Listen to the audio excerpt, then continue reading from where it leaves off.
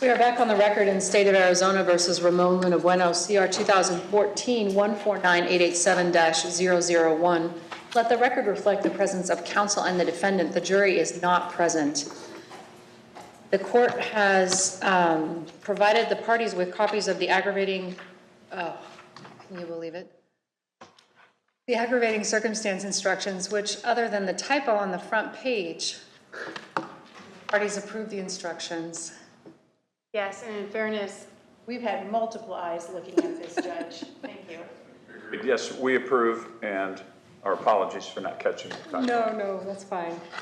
In addition, the court provided the parties with copies of the aggravating circumstance verdict forms for counts 2 through 8.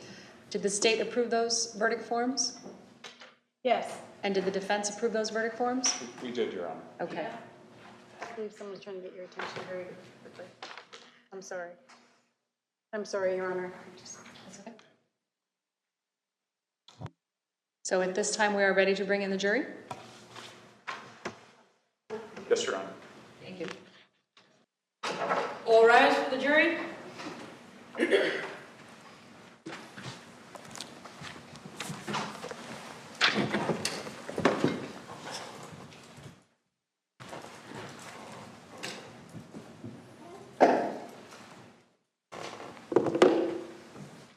Please be seated.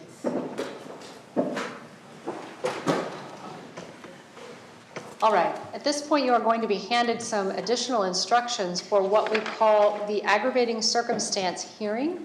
I will provide you more information about that hearing as we read the instructions. As with each other time that we have done instructions, you are welcome to follow along, or you may sit and listen, whichever is your preference. Once I see that everyone has a copy, I will begin reading.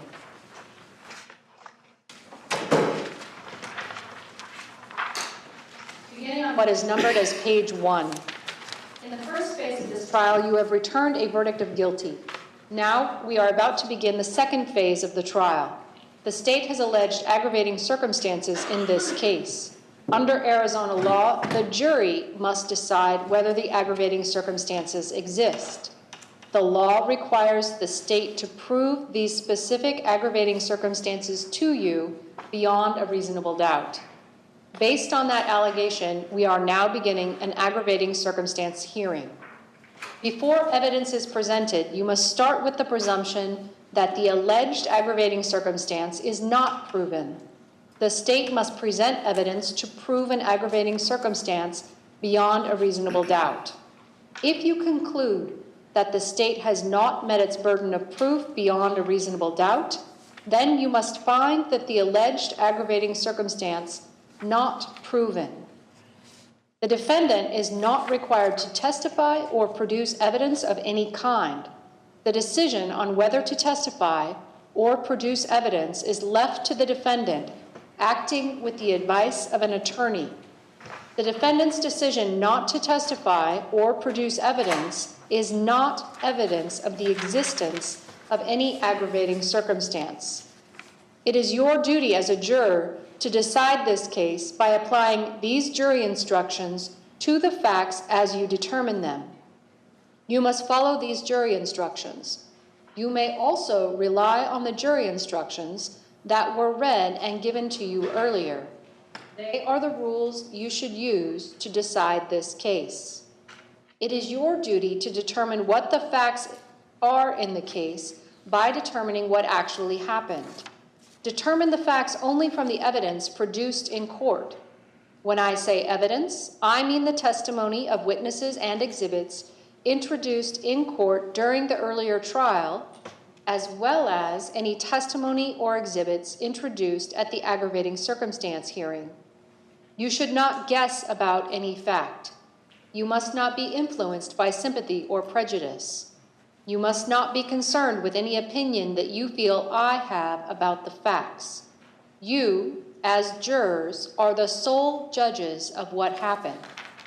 You must consider all these instructions.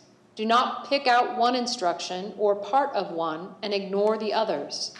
As you determine the facts, however, you may find that some instructions no longer apply.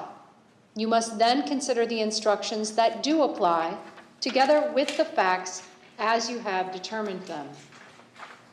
The lawyers will again talk to you about the law and the evidence. What the lawyers say is not evidence, but it may help you to understand the law and the evidence. You must decide whether the state has proven an alleged aggravating circumstance by determining what the facts in the case are and applying these jury instructions. You must not consider the possible punishment in reaching a decision. Punishment is left to the judge. You are to determine what the facts in the case are from the evidence produced in court during the trial or the aggravating circumstance hearing. If the court sustained an objection to a lawyer's question, you must disregard it and any answer given. Any testimony stricken from the court record must not be considered. Evidence may be direct or circumstantial. The law makes no distinction between direct and circumstantial evidence. It is for you to determine the importance to be given to the evidence, regardless of whether it is direct or circumstantial. In considering the evidence, you must decide whether to believe the witnesses and their testimony. As you do this, you should consider the testimony in the light of the other evidence in light of all the other evidence in the case. This means you may consider such things as the witness's ability and opportunity to observe, their manner and memory while testifying, any motive or prejudice they might have, and any inconsistent statements they may have made. The state has the burden of proving any aggravating circumstance beyond a reasonable doubt. In civil cases, it is only necessary to prove that a fact is more likely true than not, or that its truth is highly probable. In criminal cases such as this, the state's proof must be more powerful than that. It must be beyond a reasonable doubt. Proof beyond a reasonable doubt is proof that leaves you firmly convinced that the alleged aggravating circumstance is proven. There are very few things in this world that we know with absolute certainty. And in criminal cases, the law does not require proof that overcomes every doubt. If, based on your consideration of the evidence, you are firmly convinced that the alleged aggravating circumstance is proven, you must find that the alleged aggravating circumstance exists.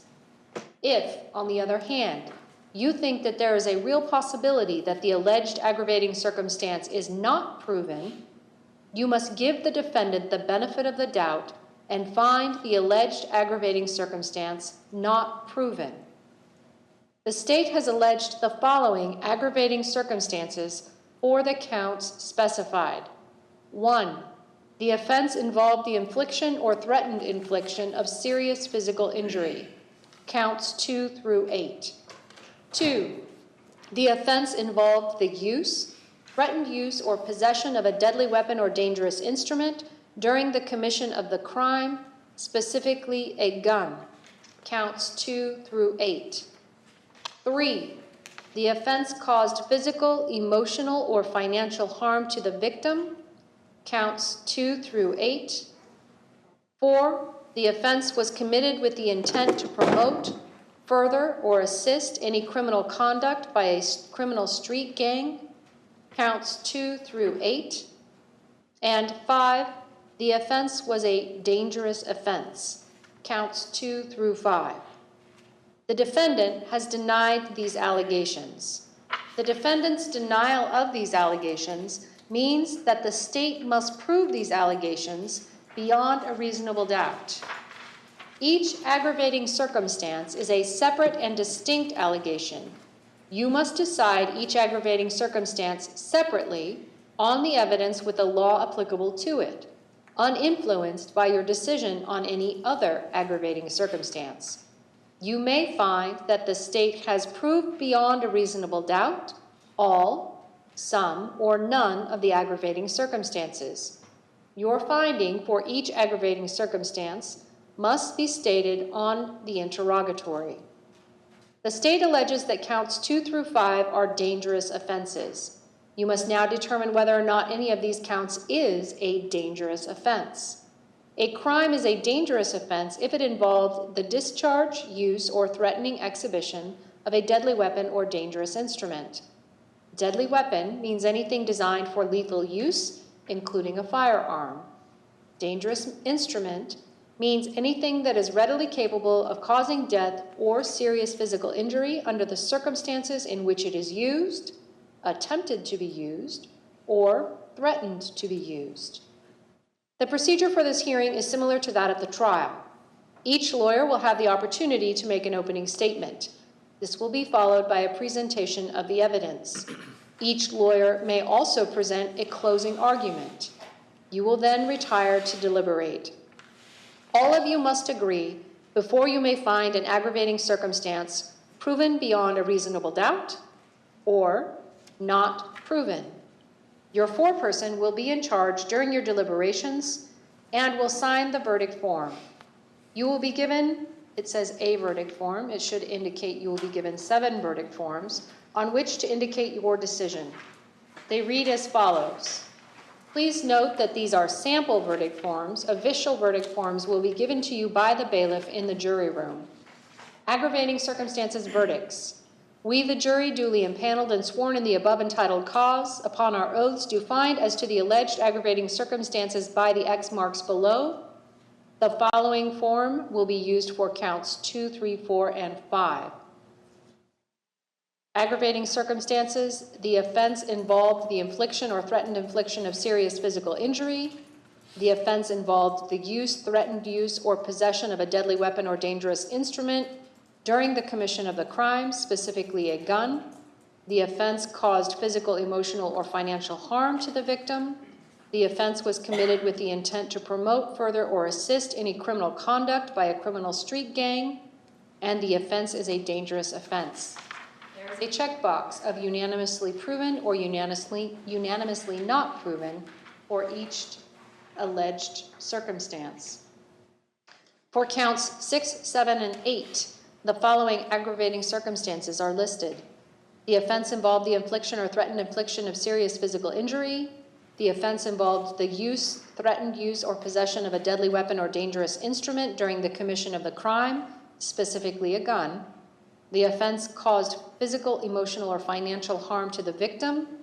And the offense was committed with the intent to promote, further, or assist any criminal conduct by a criminal street gang. Each alleged aggravating circumstance has a checkbox unanimously proven, unanimously not proven. Each verdict form will contain a space for the foreperson's signature and juror number.